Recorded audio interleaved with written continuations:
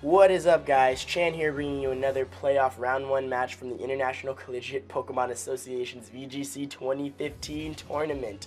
Alright, now that I'm done with that long sentence, this match is going to be a best of 3 between University of Victoria's John Morris Westwood and Rutgers University's Arbin Tunmangin.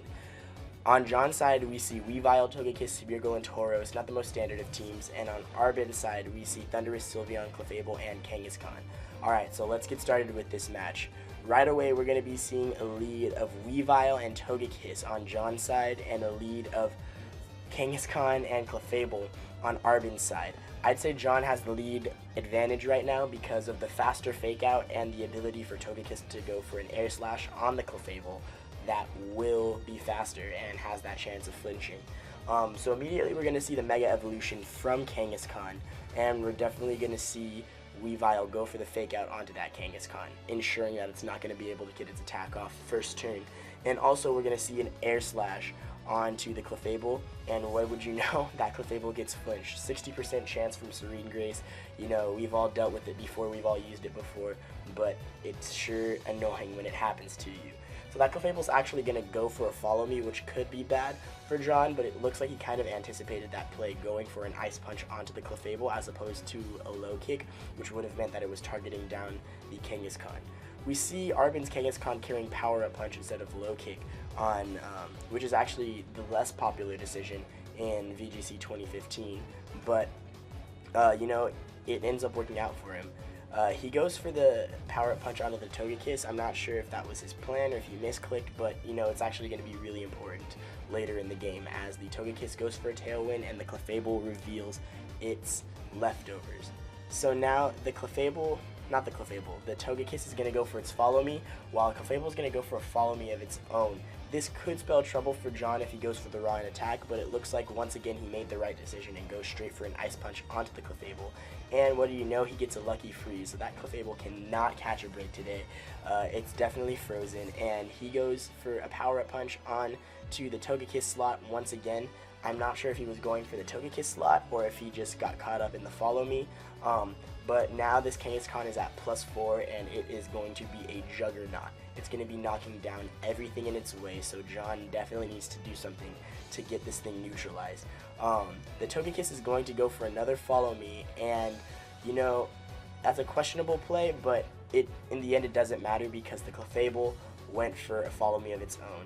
In my opinion, I think the Togekiss should have gone for an Air Slash onto the Kangaskhan slot, and even if Clefable did wake up, it would have gotten off that crucial damage on Clefable at the very end, knocking it down, making it so that it couldn't Follow Me anymore. But now this is a +4 Kangaskhan that's going to be just running through the team, and that's not good for anybody. Everybody would be scared to see that, even the best of players in this format.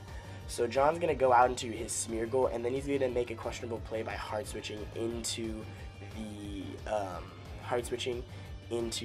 the Tauros, but I guess he definitely wanted to preserve his Weavile. Right when his Tauros comes out, the Smeargle is going to go for a Dark Void, a really common move on Smeargle, especially in VGC, because it can put 2 Pokemon to sleep at once, but he ends up missing the Kangaskhan and only putting to sleep the Clefable, which isn't good because that return, like I said, is going to just annihilate any Pokemon on the field. It's really interesting that he's opting for Return and Power Up Punch over Double Edge and Low Kick, but honestly, either Kangaskhan set is viable. One's just really used for more longevity and setup, while one is used for, you know, faster sweeping and power. Either way, at +4, it's not really going to matter which set you're using because you're going to be annihilating everything on the field. So Kangaskhan is actually going to reveal Protect, which is really important because he didn't reveal that in the first turn of the match, which up to this point, everyone probably thought he was going to go for Fake Out. So the Smeargle is going to go for Follow Me, while the Weavile is going to go for Low Kick, but it doesn't matter at this point. The Kangaskhan protected, and it is still at +4. The Clefable's asleep, but it's getting a lot of health back from that leftovers. And as we're going to see right now, Kangaskhan's going to go for its final Power Up Punch onto the Smeargle. I'm pretty sure he was going to go for the Weavile, but the Follow Me on Smeargle just redirected the attack. It doesn't really matter because the even low kick doesn't KO the Kangaskhan. So Kangaskhan is going to go for a power-up punch onto the Smeargle, bringing it down to its focus sash, but like we all know, parental bond is no joke. It is definitely going to take this Smeargle out. And this Kangaskhan is at +6. Not really mattering that it's at +6, just because Weavile wasn't going to be able to survive any other attack from any other Pokemon on Arbit's team. So Weavile's kind of just a sitting duck, waiting to get knocked out. But the Clefable, this is an overkill play in my opinion, going for a helping hand sucker punch onto a +6 Mega Kangaskhan with parental bond just to take out a Weavile. Seems a little overkill, but that first match is definitely going to go to Arbin from Rutgers University, so let's see how the second match is going to turn out. Alright everybody, this is round 2 of the match between John and Arbin. Everyone's teams are basically the same, except for John decided to switch out his Kangaskhan, put it in for his Weavile. So let's see how that plays out here.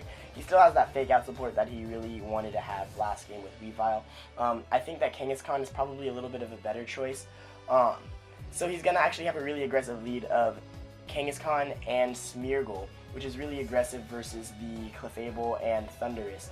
The Clefable's actually going to switch out straight away into Sylveon, and the Kangaskhan is going to try to fake out the Thundurus, but Thundurus is actually going to end up going for a Protect. Basically, I think what John was trying to do was fake out the Thundurus so that it could not taunt the Smeargle, so Smeargle could get its free Dark Void off. Unfortunately, his plan doesn't go completely as he wanted it to, as the Thundurus is able to protect itself from the fake out, and also protects itself from the Dark Void. That Sylveon that just switched in, though, is going to fall victim to the Dark Void and fall asleep. So that does look like good news for John. But let's see how this plays out. The Moody goes off, not really going to matter in this game. The Moody doesn't actually come into play very often in these matches, which is really interesting. So we've seen Smeargle's third move. 1 was Follow Me, 2 was Dark Void, 3 is Wide Guard. And so now we see the Thundurus go for a Thunder Wave into the Kangaskhan, which is actually a very good move, as the Kangaskhan is fully paralyzed this turn. And now, something really surprising for me to see was the Sleep Talk coming from the Sylveon. So he definitely wanted his Sylveon to be Sleep Fodder so it can Sleep Talk some of its moves, and it actually ends up Sleep Talking Hyper Voice. So Smeargle is basically really useful to John right now because it can Wide Guard and possibly protect from other moves that the Sylveon can Sleep Talk. Finally getting taunted by the Thundurus, but at this point it's a little too late. John's already kind of got what he wanted to do going on. And the Sylveon Sleep Talks yet another Hyper Voice. So now this kind of spells trouble for John because he gets another full paralysis on his Kangaskhan, which is not good. The hacks are not in his favor today.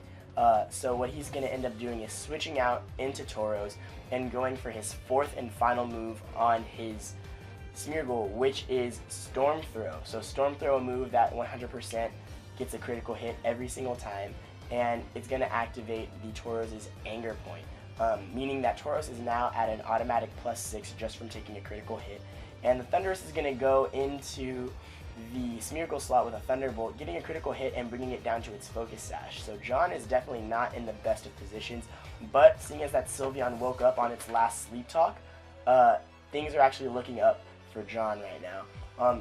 So he's going to switch out his Smeargle and bring out his Togekiss, while the Sylveon is actually going to switch out as well. That's going to lead me to believe that that Sylveon is either Specs or Scarf, but I'm going to believe that it's going to be Specs because it did not move before the Smeargle that used Storm Throw. Thundurus is going to use Thunder Wave on the Tauros, and it's going to get fully paralyzed this turn, which is really bad for it. Alright, so now Clefable's going to go for a Helping Hand on to the Thundurus, while the Togekiss is going to go for a Follow Me.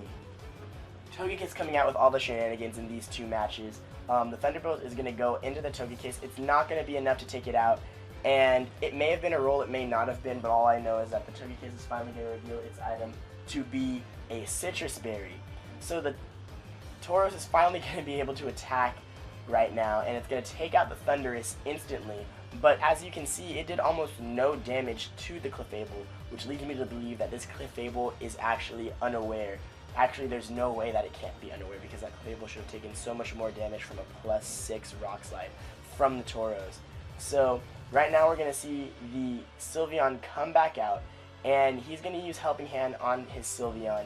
And now the Tailwind is going to come out from the Togekiss. It's not really going to matter, because this Hyper Voice, this Choice Specs Hyper Voice with Helping Hand support is just going to take out both of the Pokemon on that side of the field. There's no doubt about it. There's no way that these two Pokemon were going to survive that attack. And the Clefable is just going to go right back up to full health, almost full health, from its leftovers. This thing is going to be kind of a pain to take out. So now John's backed into a corner, having to back into his last two Pokemon of Smeargle and his paralyzed Kangaskhan. But he is able to put both of the Pokemon asleep on Arbin's side. So Arbin does have two sleeping fairy types on his side, plus a Kangaskhan in the back. So this game could be anyone's game at this point in time, depending on if Moody can come through and if he can actually take out the Sylveon or the Clefable before they wake up. But seeing as that John does have a Smeargle with 1 HP and a paralyzed Kangaskhan, I don't think that he's going to be able to come back into this match. But you never know what can happen. So the Clefable is finally back up to full health with its leftovers. Moody is going to activate. It's going to sharply raise the special defense but lower the evasiveness. That's not really going to matter at 1 HP. So John's just kind of trying to cover his bases. He's going to use a Wide Guard with the Smeargle, and he's going to go for a +2 Frustration with his Kangaskhan. And even after Parental Bond +2, that does nothing, just because the Unaware on the Clefable isn't going to acknowledge the stat boosts from the Kangaskhan. So maybe a better play earlier in the game would have been to just go straight for a Frustration onto the Clefable, because it was unaware. I don't know if he noticed that it was unaware before with his Tauros. He might have been distracted by something else. But that possibly could have brought him back into this game.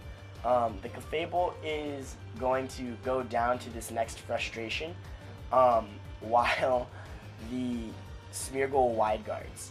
And so now, because the Smeargle is Wide Guarding, the Sylveon is going to wake up and go for a Hyper Voice, but Wide Guard is protecting both of those Pokemon. This is going to be a crazy game with these last two Pokemon coming in. John is not out of the game now, but he is at a huge disadvantage with both of his Pokemon being pretty crippled at this point. Arbin's gonna bring out his Kangaskhan, and it is going to Mega Evolve straight away. And basically it's going to be able to take out the Smeargle with a power-up punch. Getting that +1, unfortunately, it's not going to stay on the field very long, because John is going to go straight for the Frustration onto the Kangaskhan, also taking a huge amount of damage from that Choice Specs Hyper Voice from Sylveon. So now it's a one-on-one on the field, but even Sucker Punch couldn't take out that Sylveon, even at +2. Sylveon being a pretty bulky Pokemon and resisting that move.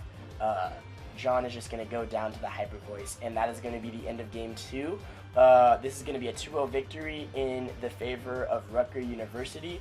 Thank you guys for watching. If you want more content, just like, subscribe, and leave a comment down below. Thanks for joining us, guys.